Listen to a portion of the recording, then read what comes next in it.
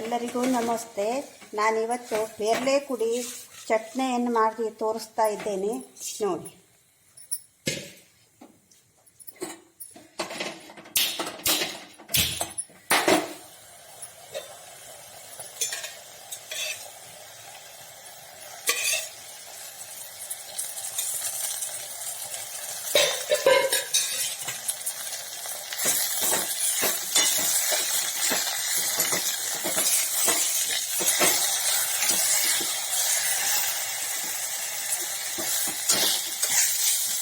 ಇದು ನಮ್ಮದು ಹಳ್ಳಿ ಬದಿಯಲ್ಲೆಲ್ಲವ ಪೇರ್ಲೆಕಾಯಿ, ಪೇರ್ಲೆ ಹಣ್ಣು ಹೀಗೆ ಹೇಳ್ತೇವೆ. ಪೇಟೆಯಲ್ಲೆಲ್ಲವ ಸೀಬೆಕಾಯಿ, ಸೀಬೆ ಸೊಪ್ಪು ಹೇಳ್ತಾರೆ. ಇದು ಈ ಥರ ಎಳೆಯ ಪುಡಿಯನ್ನು ತಂದು ಈ ಮಧ್ಯ ಇರುವ ಈ ದಂಟನ್ನು ಹೀಗೆ ಮಾಡಿ ತೆಕ್ಕೊಂಡ್ಬಿಡ್ಬೇಕು. ಹೀಗೆ ಇಲ್ಲಿ ನೋಡಿ, ಇದೆ ಹೀಗೆ ತೆಕ್ಕೊಂಡು ತೊಳೆದು ಹುರ್ಕೋಬೇಕು.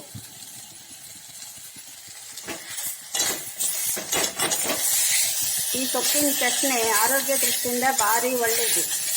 ಇದು ಕೆಲವು ಜನ ಪಿತ್ತ ಏನೋ ನಂಗೆ ಪಿತ್ತ ಆಗಿಬಿಟ್ಟಿದೆ ಅಂತ ಹೇಳ್ತಾರಲ್ಲ, ಹಾಗಿದ್ದು ಇದಕ್ಕೆಲ್ಲ ಭಾರಿ ಚೆನ್ನಾಗಿರುತ್ತೆ.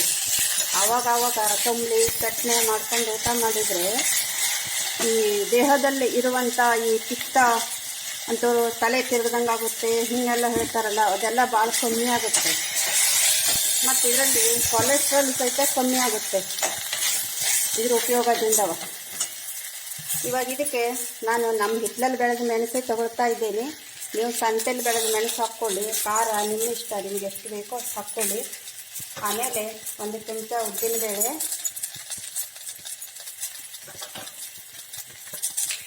ಚಿಟಿಕೆ ಇಂಗು ನೀವು ಬೇಕಾದ್ರೆ ಹಿಂಗೆ ಹಾಕ್ಕೊಳ್ಳಿ, ಇದ್ರ ಬೆಳ್ಳುಳ್ಳಿ ಅಡ್ಡಿಲಾದವ್ರು ಬೆಳ್ಳುಳ್ಳಿ ಹಾಕ್ಕೊಳ್ಳಿ, ಚೆನ್ನಾಗಿರುತ್ತೆ.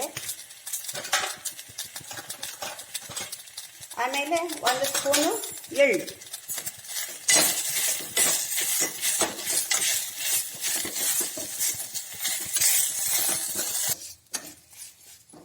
ನೋಡಿ. ಇವಾಗ ಇದಾಗಿದೆ. ಹೀಗೆ ಸಣ್ಣ ಉರಿಯಲ್ಲಿ ಚೆನ್ನಾಗಿ ಹುರ್ಕೋಬೇಕು. ಇವಾಗ ಇದ್ರ ಮಿಕ್ಸಿ ಮಾಡೋಣ. ಮಿಕ್ಸಿ ಜಾರಿಗೆ ಮೊದಲು 1 ಚೂರು ಹುಣಸೆ ಹಣ್ಣು, ಕಾಯಿ ತುರಿ,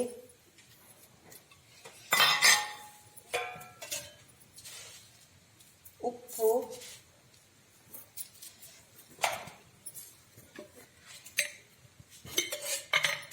ಒಂದು ಅರ್ಧ ಸ್ಪೂನು ಬೆಲ್ಲ ಹಾಕಿ ಈ ಹುರಿದಿರುವ ಪೇರ್ಲೆ ಸೊಪ್ಪನ್ನು ಹಾಕಿ ಬೀಸಬೇಕು.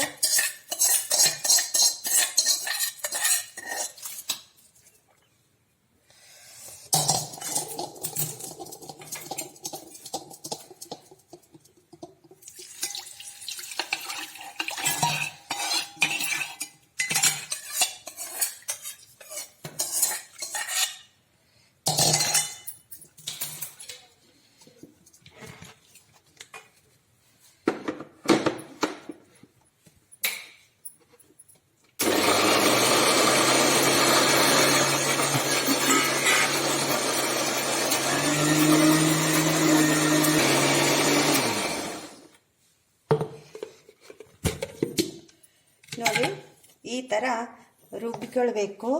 ಇವಾಗ ಒಂದು ಒಗ್ಗರಣೆ ಮಾಡೋಣ.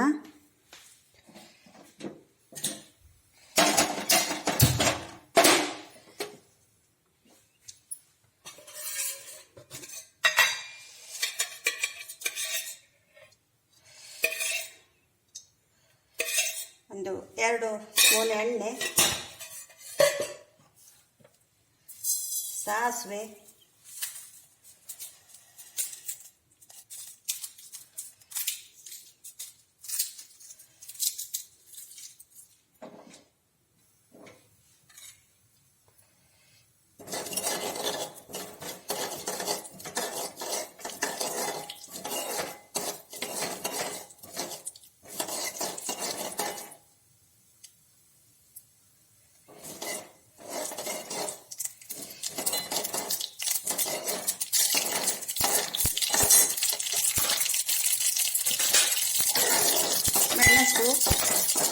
ಎಳ್ಳು,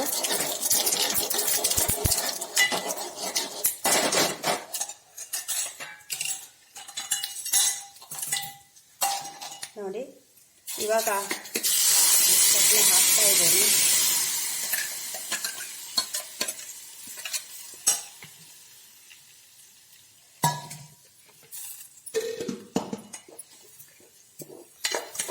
ನೋಡಿ ಇವಾಗ ಚಟ್ನಿ ರೆಡಿಯಾಗಿದೆ.